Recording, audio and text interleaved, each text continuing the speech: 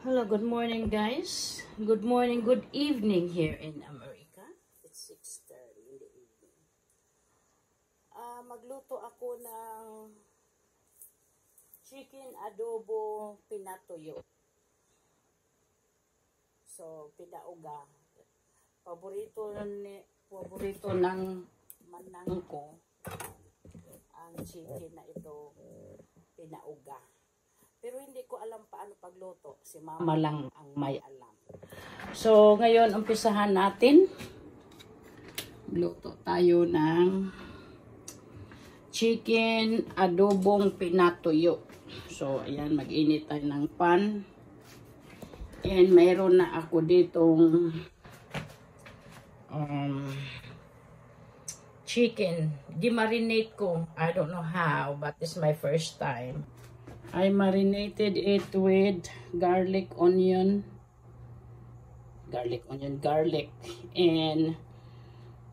lemongrass and ginger. So we'll see. So dito, ipa-fried yata ito eh. So ipa-fried ito. Ayan. So tingnan natin guys. So, hindi na ako magpakita sa inyo. Fried yata ito, pero konti lang na mantika. And then, adobong pinauga. Tingnan natin, adobong pinatuyo. So, alam nyo naman, ako ay palaging nag-i-eksperimento. So, experiment na naman ito sa ating adobong pinatuyo. So, tingnan natin guys. Ano ang resulta sa adobong pinauga? Gusto kong makuha ko yung my mother, yung mama ko sa pagluto niya. Pero let's see.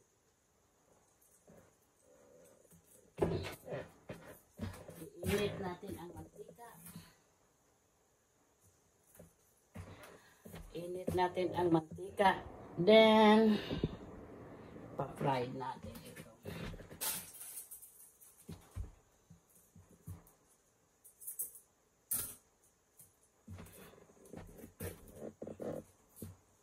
Ayan. So,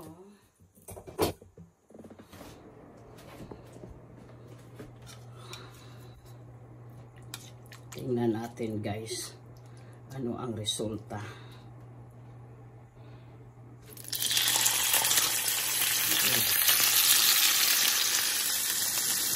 Pisik-pisik talaga. So, maglinis na naman ako dito sa ating oven. But it's okay lang yan.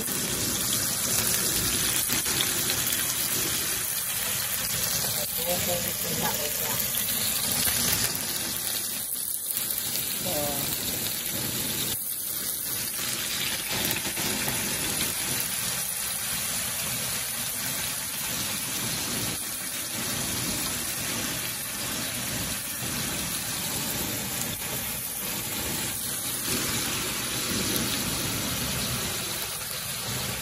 lemongrass ito ang lulutos.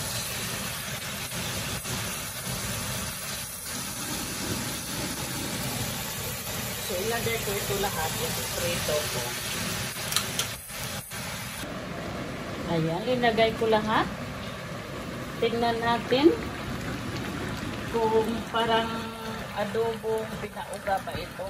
O pinatuyo.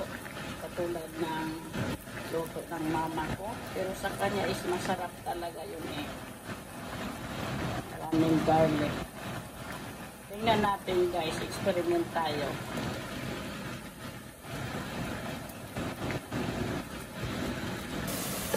Linigay ko ang sabaw. Linagay ko ang sabaw niya. And then pakuluan natin hanggang ma-dissolve yung para ano. Pakuluan natin hanggang mawala na yung liquid. Then, tingnan natin guys. Tulad ba sa luto ng mama ko. So, tinakpan ko muna. Tingnan natin para ang mga manok ay ano yung lasa. Saka tignan natin guys. So it's boiling rapidly. Until inalo ko ng kaunti o sandali. Then boiling rapidly yan para maluto ang manok. Then tingnan natin pag nag-dry na.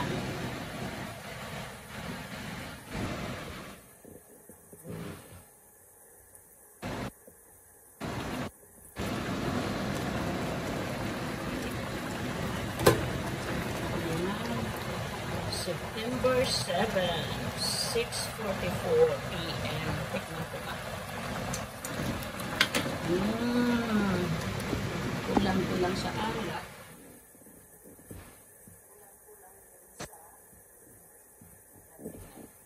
Meron akong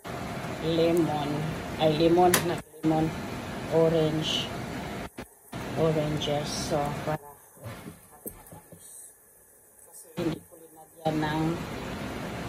hindi ko linagyan ng sugar.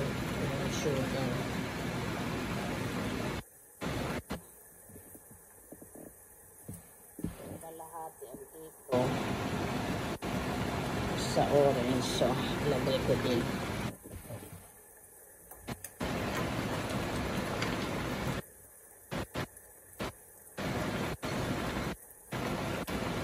Yan, lumabas ng mga dugo sa manok. Yung mga dugo niya, lumabas na. I-boil yan natin, boil para ang temperature. I-reach to the temperature of the chicken. So, very important sa akin guys ang temperature sa pagluto.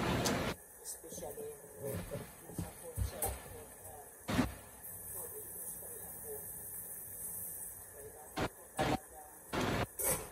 kailangan natin malaman ang temperature sa pagluto. Hindi lang na nag-ano yan, bukal-bukal yan, nag-boiling is okay na, hindi pa yan. Kailangan ang temperatura sa, especially poultry, 165.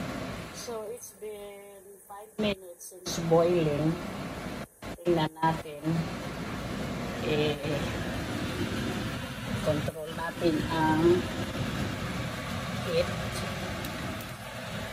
Minimum natin. And then,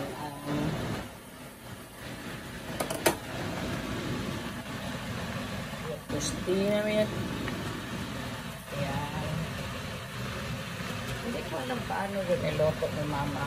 But every time na magawa siya ng adobong pinauga, ang sarap talaga, nagmantika pa.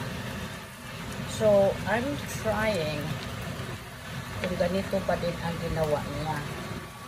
Pinakuluan niya ng pinakuluan hanggang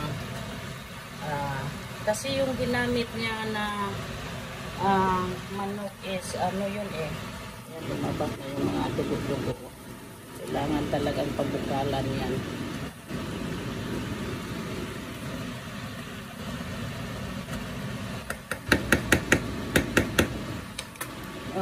Ginamit niya, ano ba yun? Manok na, anong tawag yan? Manok na,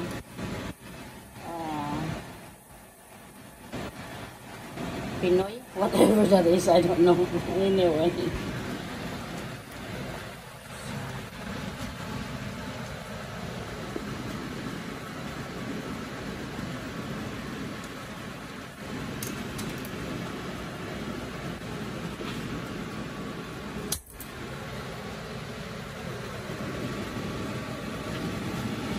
Hindi ko na siya takpan para ma-evaporate yung ano niya.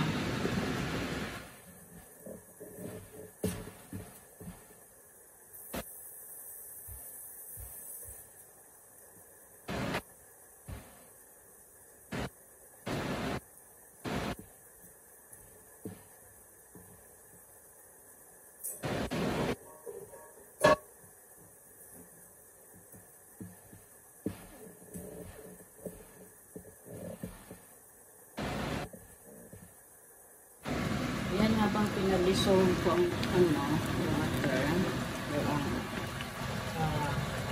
Ano yan eh, hindi ko yan dinagyan ng tubig. Soy sauce lang yan at saka soy sauce lang yan at saka lemon. So, pina-fry ko dito. Tingnan natin ano ang resulta. Yan dito, piprito ko na ng another pan. So, ito nag-boiling pa. Tingnan natin. So, ayan.